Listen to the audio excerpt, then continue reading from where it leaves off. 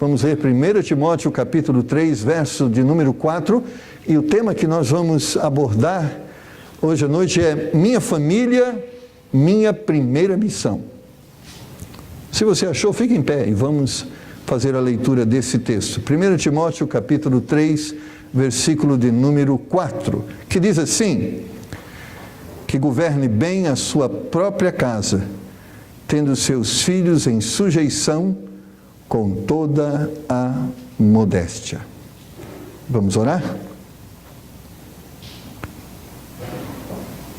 Nós precisamos, Senhor, da sabedoria do alto para falarmos daquilo que vai mudar as nossas vidas, daquilo que pode transformar o coração, daquilo que pode salvar a alma. Quem somos nós? Que poder nós temos para alcançarmos esse objetivo? Nenhum. Mas o Senhor tem poder. E o Senhor diz na sua palavra que o Senhor compartilha esse poder através do Teu Espírito Santo, que habita em nosso coração, a partir do momento que reconhecemos Jesus Cristo como Salvador, como também fala aos ouvidos daqueles que ainda não conhecem este Jesus como Salvador. Então, que o Teu Espírito Santo esteja trabalhando no meu coração, nos ouvidos dos meus irmãos, e que o resultado seja uma compreensão da Sua palavra, e não só uma compreensão, uma submissão a esta verdade, e que hoje seja um dia de libertação, Senhor, nas nossas vidas, para a glória e para a honra do Senhor e de Jesus Cristo, Seu Filho. No nome dele que oramos, agradecidos. Amém. Podeis assentar.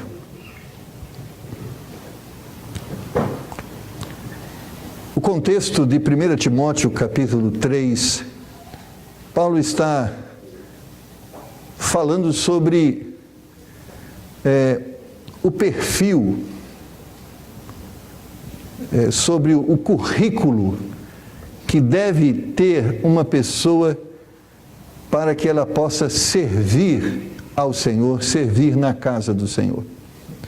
Ele está falando sobre as qualificações de um pastor, as qualificações de um diácono, ou seja, ele está dizendo que tipo de pessoas devem ser aquelas pessoas que servem o Senhor.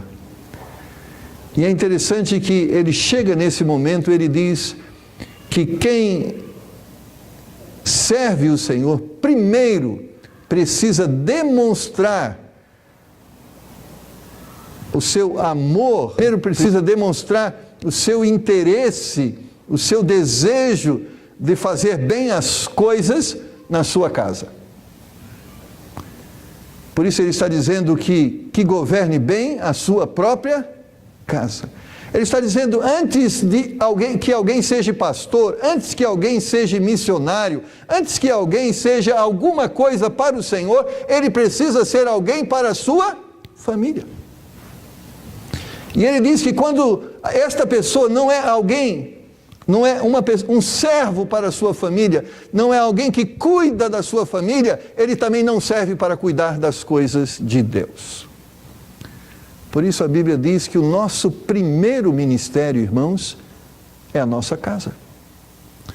E nós vivemos em um mundo em que essa visão tem se perdido. Para muitos, o primeiro ministério é o trabalho. Para outros, o primeiro ministério é a escola. Para outro, o primeiro ministério são os amigos. E para estes, a família está em segundo, terceiro plano. E o que leva a isso é aquilo que nós estamos vendo. As famílias estão destruídas. O futuro dos filhos está comprometido. Porque, infelizmente, muito do ministério do lar está sendo terceirizado para outros. Mas a Bíblia diz que a responsabilidade dos filhos não é da babá, não é da escola, nem é da igreja, é do pai. A Bíblia diz que o nosso melhor tem que ser primeiro oferecido à nossa família. É interessante, muitas vezes nós observamos assim, não é? Aí eu estava até em companhia de irmãos, estávamos falando sobre a família, veio à minha mente aquele pensamento. Então uma pessoa vai casar, um amigo seu muito querido, e você, porque ele é seu amigo, você quer dar a ele aquilo que de melhor você poderia dar. Então, nós já citamos aquele exemplo, existe aquela geladeira, como é que chama aquela geladeira de 2 portas, assim, uma do lado da outra? É isso aí que ele falou, vou dar uma geladeira dessa para o meu amigo. Aí a esposa está lá, mas a minha geladeira, coitadinha, 10 anos de idade, lá mal está gelando, está meio enferrujada, mas ele quer dar para o amigo a geladeira e a minha está aqui, coitado. E o filho fala, muitas vezes o filho está observando, mas meu pai faz tudo de bom para os outros e para nós, não sobra nada. Deus está dizendo, o nosso melhor primeiro é para a nossa família. É o nosso primeiro ministério. A esposa tem que receber o melhor do marido. Lá está as pessoas que ele deve mais amar. O marido deve receber o melhor da esposa, ali está a pessoa que ela mais deve desejar o bem. Os filhos devem receber o melhor dos seus pais, como também os pais devem receber o melhor dos seus filhos, porque a família, irmãos, é o núcleo mais importante da sociedade. Famílias abençoadas vão gerar igrejas abençoadas. Famílias abençoadas vai gerar uma sociedade abençoada. Filhos bem educados vão proporcionar uma sociedade bem educada e justa. Nós podemos perceber claramente que a falência da sociedade está diretamente ligada à falência dos lares. O lar está falindo e, consequentemente, a sociedade está falindo. Há uma senadora que quer até tirar alguns termos que são usados, né? Querem abolir a figura pai, mãe. Estão trabalhando para desestruturar esta organização. Mas isso, irmãos, e hoje, infelizmente, nas ruas de nossa cidade, houve uma grande campanha contra a família, contra o lar, contra esta instituição divina. Mas o que os homens vão escolher para as suas vidas e para as suas famílias, nós não temos o controle sobre isso. Mas eu estou aqui para que Deus me use, para que você possa, nesta noite, se despertar para olhar para a sua família de uma forma diferente, ou continuar olhando para a sua família da forma que você precisa olhar. E a primeira coisa importante é que você entenda, sua família é seu primeiro ministério. Você pode até fracassar no sentido, na sua vida profissional, você pode até não alcançar todos os diplomas que você gostaria de se formar, mas você não pode fracassar na sua família, no seu lar. Este, irmãos, é a coisa que deve mais nos inquietar e mais deve nos fazer trabalhar, porque nós queremos o sucesso da nossa família e nós devemos lutar para isso. Porque famílias abençoadas não é fruto do acaso. Não é resultado da educação que vem da televisão, ela não vai educar os nossos filhos. A escola hoje, ela está proibida de emitir parecer acerca de valores. As escolas não podem mais dizer o que é certo ou errado, elas devem ser neutras, elas devem aceitar a liberdade, elas devem propagar esta liberdade que as pessoas devem ter de escolher serem o que elas querem ser. Existe até uma matéria que foi incluída no currículo, que é essa matéria da liberdade, do direito à liberdade. E quando a gente fala de direito à liberdade, significa é proibido proibir. É proibido dizer o que é certo, o que é errado. Cada um julgue o que é certo à luz daquilo que ele acredita, como também aquilo que é errado. Irmãos, nós estamos caminhando para o caos. Esta é uma verdade. Mas isto não significa que é uma profecia para mim e para a sua família. Porque mesmo diante dessa geração, nós podemos ter lares felizes e famílias abençoadas. Porque a bênção do Senhor, ela se manifesta, não importa se sejamos 1 ou 1 milhão no meio da multidão, mas se nós queremos agradar e servir o Senhor e obedecer os seus ensinamentos, nós vamos ser abençoados. Basta ouvirmos aquilo que Josué diz no capítulo 24, versículo 15, quando ele olha para Israel e ele vê aquele povo se inclinando por outros caminhos que não o caminho de Deus, e ele chega: meus amados irmãos, eu não sei para onde vocês vão, mas eu já escolhi para onde eu e a minha família vamos. Eu e a minha casa serviremos ao Senhor. Irmãos, o mundo pode escolher caminhos para onde eles vão, mas que nós possamos escolher este caminho. Eu e a minha casa, nós vamos servir ao Senhor. O que fará você ou seu cônjuge feliz ou a sua família realizada? Em 2 Timóteo capítulo 3, versículos 16 e 17, a palavra de Deus nos fala de uma forma muito clara o que vai abençoar nossas vidas e nossas famílias. Diz lá: toda a Escritura é divinamente inspirada, é proveitosa para ensinar, para redarguir, para corrigir, para instruir em justiça, para que o homem de Deus seja perfeito e perfeitamente instruído para toda boa obra.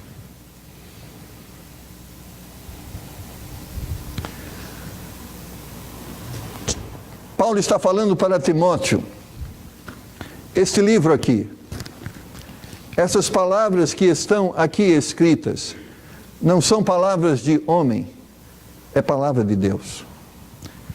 É baseada na sabedoria divina. O Deus que é onisciente, onipotente, onipresente, o Deus que esteve ontem, que está hoje e já esteve no amanhã. É o Deus que sabe todas as coisas, e Ele, preocupado conosco, deixou-nos instruções, apontou um caminho, uma direção que nós devemos andar para que nós possamos ser bem-sucedidos. Então ele está dizendo: quando eu escuto essas palavras, quando eu aprendo esta palavra, quando eu pratico esta palavra, eu estou abençoando a minha vida. E quando eu ensino esta palavra para os meus filhos, quando eu procuro ao lado da minha esposa seguir esse caminho, eu estou abençoando a minha família. Por isso a Bíblia exorta aos pais: ensina a criança no caminho em que deve andar, e até quando envelhecer não se desviará dele. Ele está dizendo: a palavra de Deus foi escrita para nos abençoar. Deus não quer te privar do prazer, da alegria, da felicidade. Por outro lado, Deus quer que realmente você experimente esse sentimento, essas coisas maravilhosas. Por isso Ele nos instrui através da sua palavra. Então nós precisamos liderar o nosso lar, nós precisamos cumprir nossa missão, e Deus nos deu a orientação para ela. Deus não simplesmente: olha, cuida da sua família, Pedro. Cuida da sua família, Walter. Deus diz: cuida da sua família, eu quero te dar um manual, como você deve cuidar da sua família. A Bíblia é um manual que ensina como o marido deve ser. A Bíblia é um manual que ensina como a mulher deve se comportar. A Bíblia é um manual que diz que como o pai deve relacionar-se com o filho. A Bíblia é um manual que diz que como o filho deve se relacionar com o pai, nesse ambiente do lar. Porque é ali no lar que nós formamos os valores que vão servir na sociedade. Porque quem não respeita o pai e a mãe não vai respeitar mais ninguém, não respeita inclusive o professor na escola. Porque é lá no lar que nós ensinamos os nossos filhos a respeitar as outras pessoas. Quem não tem valores morais, quem não aprende valores morais em casa, vai aprender aonde, meu irmão? Na Paulista? Hoje? É lá em nosso lar que nós formamos, que nós forjamos aqueles que vão ser o futuro de nossa igreja, o futuro de nossa nação. E por isso a Bíblia diz que existe uma Escritura que nos qualifica, que nos orienta para que nós possamos ser pessoas de sucesso no nosso lar. A Bíblia diz como você deve ser como pai, diz como você deve ser como mãe, diz como você deve ser como filho. E se você fizer assim, você vai ser abençoado, porque quem disse isso é o Deus que escreveu estas palavras. Mas a Bíblia também profetiza: se você se afastar desse caminho e ensinar outro caminho, o que você está fazendo não é abençoando a sua família, você está amaldiçoando a sua família. Eu lembro de uma senhora que chegou a mim, ela tinha um menino bem pequeno, cerca de 7 e 8 anos. Ela chegou para mim e disse assim, eu estava falando para ela, olha, até nessa palavra, traga o seu filho aqui, né? Nós temos escola dominical, ela vai aprender a Bíblia. O que ela vai aprender? Respeitar o pai e a mãe, obedecer o pai, fazer as coisas corretas, fazer a lição de casa. A Bíblia, a igreja não vai ensinar nada que vai prejudicar o seu filho, só vai abençoar. Ela disse para mim, pastor, meu filho quando crescer, ele escolhe. O que ele quer ser, o que ele quer acreditar. Ela estava dizendo, minha parte é vestir ele, alimentar ele, dar estudo para ele, o que ele quer ser é problema dele. Irmão, se nós não sabemos o que é bom para os nossos filhos, você acha que eles vão saber? Nós como pais temos que mostrar o caminho. Temos que apontar a direção. Temos que capacitá-los para que eles possam enfrentar essa realidade que está no mundo. Porque não temos como isolá-los do mundo. Não temos como colocá-los em ilhas. Não tem como dizer, olha, nós vamos montar um convento aqui em casa. Ninguém sai, ninguém entra. Não. Eles vão ter que ir para o mundo. No mundo, não estou dizendo ir para o pecado, estou dizendo que eles vão ter que conviver com as pessoas do mundo e precisam estar preparados para isso. E cabe a nós prepararmos os nossos filhos para a vida, para o futuro casamento, para lidar com os conflitos, com os problemas. Não podemos isolá-los. É como você pega a sua criança e põe ela numa bolha e espera ela ter 20 anos para sair da bolha. Ela não está preparada para a vida. Isso é até no sentido físico, né? Muitas vezes nós temos que expor os nossos filhos, muitas vezes, a essa questão de bactérias, vírus, para que eles possam adquirir anticorpos. Eu lembro lá na família do meu pai, lá em Minas Gerais, a criança era criada assim, de pé no chão, né? Andando lá, mas eram os tourinhos. Nós temos que preparar nossos filhos para a vida. É nosso ministério, é nosso dever, é seu dever pai, e é seu dever mãe ajudar o seu esposo para que essa missão seja cumprida. Porque, irmãos, se não fizermos assim, estamos condenando os nossos filhos ao fracasso, à perdição. A primeira coisa que precisamos fazer, irmãos, é entender que nós temos uma missão e precisamos cumprir essa missão. Há um papel que é meu, há um papel que é da minha esposa, e há um papel que cabe aos meus filhos. Eu devo entender o casamento de uma forma racional. Uma das coisas que tem destruído muito as famílias é que elas não têm entendido acerca do casamento. Às vezes nós percebemos jovens aí imaturos se relacionando e até sonhando em casar. Eu lembro do meu filho, ele era jovem, devia ter uns 18, 19 anos. Vou contar essa história para a Rael ouvir. E ele já estava todo assanhadinho, né? Querendo arrumar namorada, aquele jeito, né? Cristo é aquele Dom Juan, né? E um dia eu cheguei na frente da igreja e disse assim, irmãos, ó, se meu filho se aproximar de alguma das irmãs daqui, talvez a sua filha, olha, não deixa ele namorar não, porque ele não está preparado. Ele não está preparado. Ele vai te dar o que para sua filha? Nada, ele não está preparado ainda. Ele chegou para mim, pai, o senhor cortou meu barato, hein? Mas é verdade, irmãos. Nós temos que preparar antes, porque depois, quando vamos viver a realidade do casamento, é muito difícil se preparar para a guerra no meio da guerra. É verdade.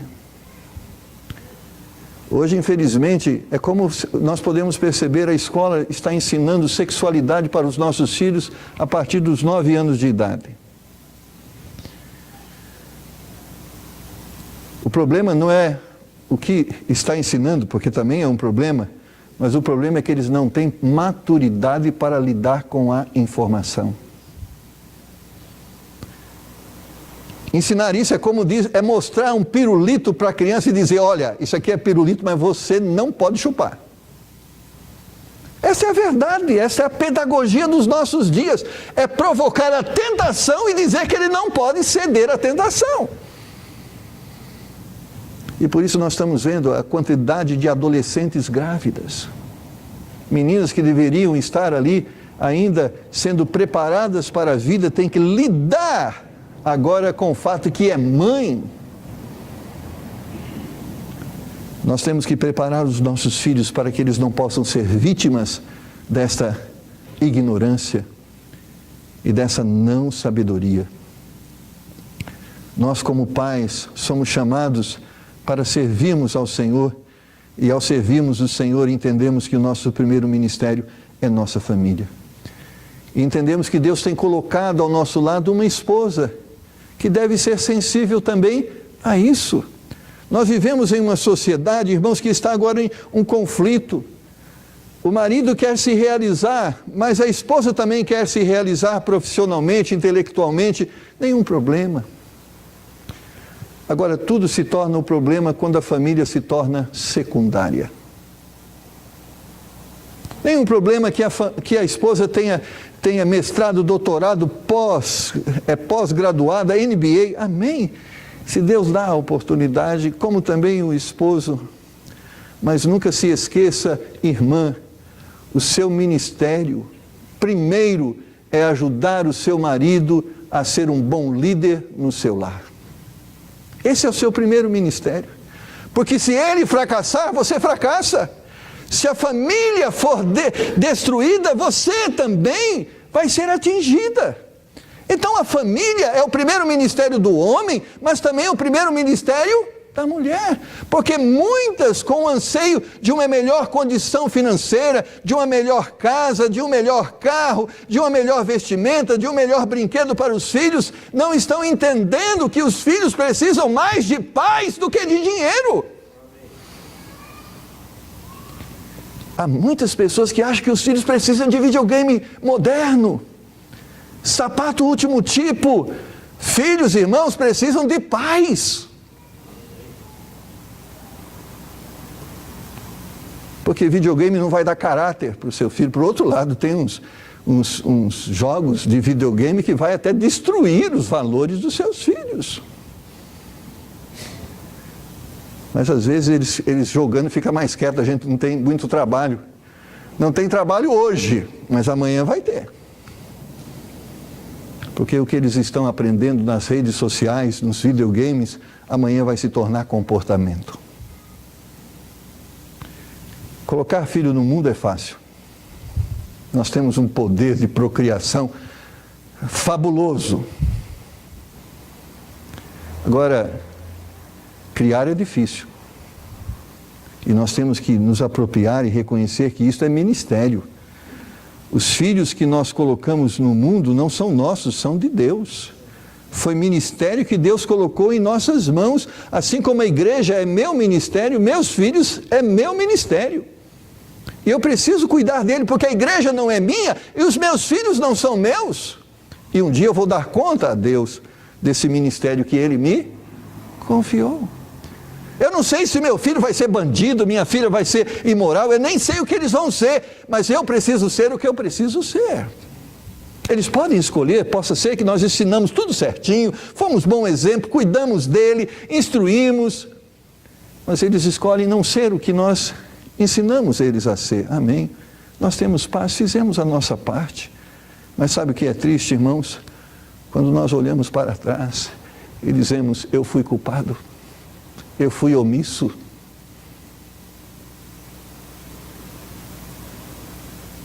É uma culpa que eu quero que você não tenha. porque nada pode amenizar essa dor quando olhamos para trás e descobrimos que fizemos tudo errado. Que achamos que os nossos filhos precisavam mais de dinheiro do que de nós. E aí você vai dar tudo para o seu filho, vai dar tênis, vai dar videogame, vai dar computador, vai dar tudo, e um dia ele vai falar para você, dizer assim, você nunca me deu nada, e você vai dizer, como? Eu dei tudo para você, dei videogame, dei sapato, dei blusa, e você não, disse que não me deu, que filho ingrato, não deu nada mesmo, porque o que você deu é nada, porque o que eles precisam é de um pai que instrui, de um pai que disciplina, de um pai que corrige, de um pai que é um exemplo. Eu estou falando de pai, também colocando a mãe do lado, é disso que eles precisam. Porque assim nós estamos dando uma chance a mais aos nossos filhos, e quando não fazemos isso, nós estamos tirando deles a oportunidade. Amados, a felicidade está mais ligada a uma identificação de objetivos, a propósitos, do que em palavras ou gestos. Sabe o que é felicidade? Felicidade vai ser o dia que nós chegarmos no céu e os nossos filhos vão estar ao nosso lado. Isso é felicidade. Felicidade é olharmos para o cônjuge que está ao nosso lado e termos a certeza de que se um dia a morte nos separar, nós vamos nos encontrar no céu. Isso é felicidade. Porque tristeza é quando olhamos para a nossa família e não temos a esperança de reencontrá-los um dia no céu.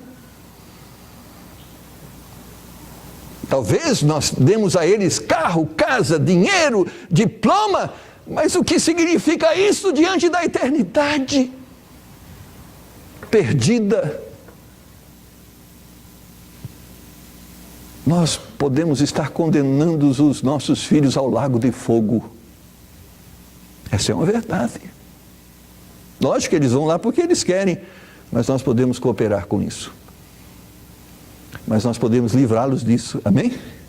Nós podemos ser instrumentos de Deus para a salvação dos nossos filhos. Deus, eu quero a salvação do mundo, começa pela sua família. Isso é interessante. Tinha lá o Aladim. Eu lembro um dia lá o sheik chegou para ele e disse assim, Aladim, senta aqui comigo e nós vamos governar esse reino. Ele falou, não, eu quero ganhar o mundo. Aí o papagaio chegou para ele e disse assim, vem aqui.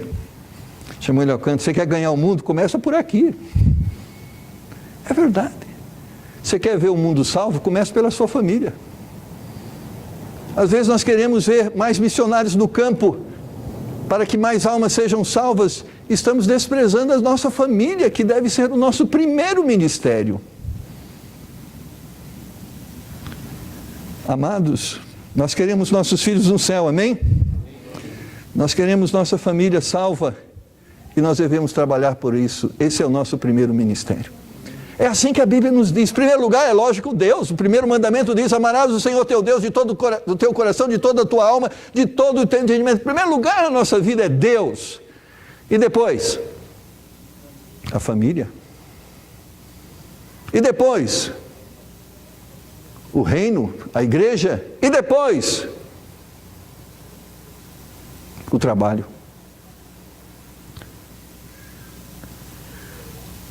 Mateus 6,33 diz, primeiro o reino dos céus e a sua justiça, e as demais coisas serão acrescidas. Mas sabe que o homem está invertendo. Em primeiro lugar, trabalho.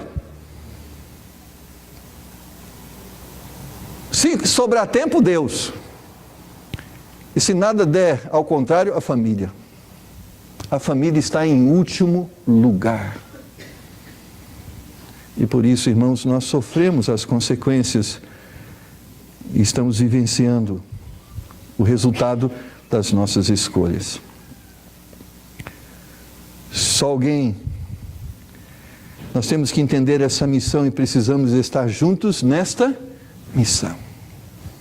Precisamos trabalhar muito para fazermos aquilo que precisamos fazer, meus irmãos, porque dessa forma nós seremos bem-sucedidos.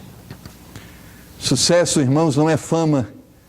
Sucesso é atingirmos os objetivos, é alcançarmos a meta. Sucesso não é carro zero. Sucesso não é casa nova. Sucesso é fazermos o que Deus quer que façamos. Isso é sucesso. Sucesso é um dia chegar diante de Deus e ser perguntado por Ele: você fez aquilo que eu confiei a você?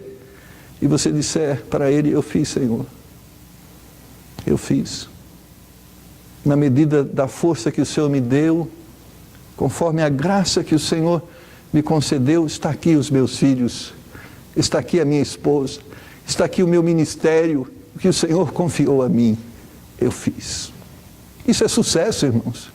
Não sei se você vai ser rico ou pobre, não sei se você vai ser afamado ou até ignorado na sociedade, mas sabe, o maior sucesso que nós devemos buscar é aquele quando nós comparecermos diante do nosso Senhor e sermos achados fiéis para com aquilo que Ele nos confiou. E filhos é um ministério que Deus nos confiou. Família é um ministério que Deus nos confiou.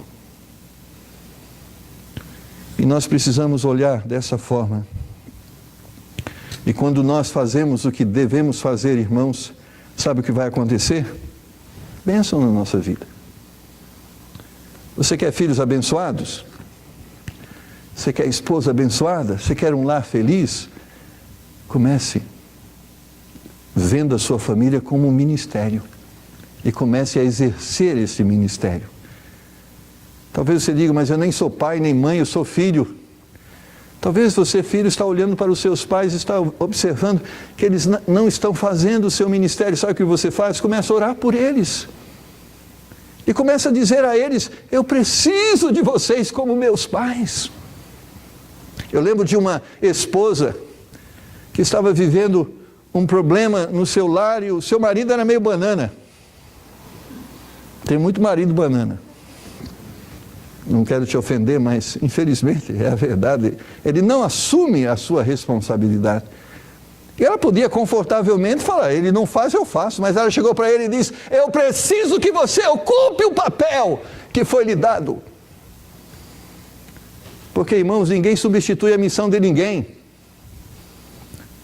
Minha esposa não vai fazer o que eu devo fazer e eu não vou fazer o que ela deve fazer. Cada um de nós temos que fazer a nossa parte, porque a Bíblia diz que cada um dará conta de si mesmo. Filhos precisam orar pelos pais e até exortá-los de uma forma amorosa: papai, eu estou precisando do Senhor como pai. Mais do que o seu dinheiro, eu preciso do seu conselho. Eu preciso olhar para o Senhor e me motivar pela aquilo que o Senhor pode testemunhar a mim acerca da verdade. Irmãos, nossa família é o nosso primeiro ministério. Você entende isso? Nós podemos ter sucesso em tudo e se falharmos nisso, nada vai fazer sentido. Nada vai fazer sentido. Mas se Deus nos der tudo, mas principalmente a nossa família, irmãos, como vai ser bom as festas de aniversário, as festas de casamento, as celebrações, os almoços de domingo na companhia dos nossos entes queridos. Como vai ser prazeroso naquele momento que temos mais do que uma comunhão geográfica, temos uma comunhão espiritual. Nós somos de Deus, nossos filhos são de Deus, nossa família é de Deus. Que bênção maior será essa? Mas quando isso não existe, ao invés da comunhão vai haver briga, conflito, atrito, discussão, divisão. Mas Deus tem misericórdia, tem tido misericórdia de nós e por isso Ele te trouxe aqui. Para dizer: você tem um ministério e você precisa cumprir. O futuro da Igreja de Deus, o futuro da nossa nação passa pela sua casa. Vamos pensar dessa forma. Baixe sua cabeça, vamos orar.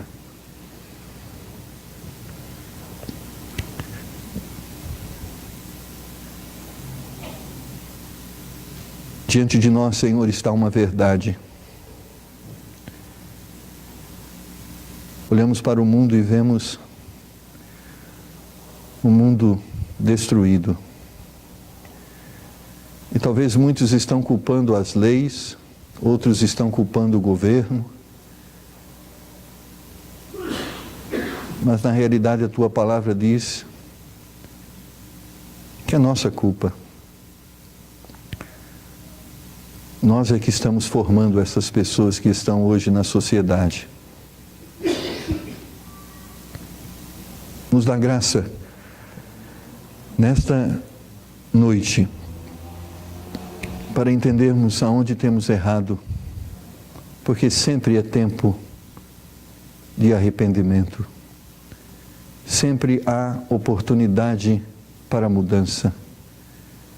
Talvez pais que já são avós vão procurar os seus filhos e reconhecer as suas culpas e tentar e procurar diante deles dizer: o que eu não fui, eu quero ser, e se eu não posso ser muita coisa, eu gostaria de começar orando por você e dizer que eu amo e quero te ajudar. Como também esposas que possam reconhecer o seu papel e se colocar ao lado do esposo e entender esse ministério, essa missão. Nos ajuda, Senhor, nos ajuda a realmente abençoarmos nossas famílias, e talvez hoje o Senhor precisa nos ajudar a resgatarmos nossas famílias. Nós precisamos do seu favor, meu Pai, porque nós nos sentimos tão pequenos e tão desqualificados para tão importante missão, mas queremos olhar para a sua palavra e crer que nela está a sabedoria, o conselho, a direção. Nos faça, nessa noite, tementes ao Senhor e a sua palavra, nos faça reconhecer que ela é a verdade. Nos liberte, Senhor, de todos os pensamentos que são fruto do convencimento do mundo e de seus valores. E conforme nos ensina a tua palavra em Romanos capítulo 12, que não aceitemos ser conformados ou forjados ou delineados a partir do mundo, mas que possamos ser orientados e dirigidos pela tua palavra. Ajudaremos nessa palavra, ajuda-nos a nos apropriarmos desta palavra e ajuda-nos, Senhor, a viver e compartilhar dela com nossa família. Há pessoas aqui, Senhor, que têm filhos que não são cristãos, não são salvos. Tios, primos, avós, pais, mães. Ó, meu Pai, nos ajuda nessa noite a olharmos para eles e entendermos que ali está a nossa missão, que o Senhor quer nos abençoar e quer abençoar a eles através de nós. Nos ajuda a reconhecermos esta missão e nos ajuda a exercermos o nosso ministério da forma que lhe agrade e em conformidade com a sua palavra. Nos ajuda, Senhor, te pedimos em nome de Jesus. Sua cabeça está curvada, seus olhos estão fechados. E eu quero orar junto com você. Você que veio aqui, Deus falou com você que há coisas que você precisa fazer pela sua família, pelo seu pai, pela sua mãe, pelo seu filho, pela sua filha, pelo seu irmão, pela sua irmã, pelo seu tio, tia, primo, avô. Deus colocou no seu coração. E você gostaria que Deus lhe ajudasse nessa decisão que você está tomando de reconhecer que a sua família é o seu primeiro ministério e você quer cumpri-lo. Você quer exercê-lo, obedecendo o Senhor. Levante a sua mão e diga: pastor, ore por mim. Amém. Ore por mim. Amém. Ore por mim, pastor. Que Deus me dê graça de cumprir e de fazer isso, porque eu sinto essa responsabilidade. Me dá graça. Me dá graça como avó, me dá graça como mãe, como pai, como filho, como irmão. Me dá graça. Eu quero reconhecer minha família como o meu primeiro ministério e eu quero trabalhar nele, em nome de Jesus. Vamos orar. Fique em pé. Vamos orar. Vamos orar.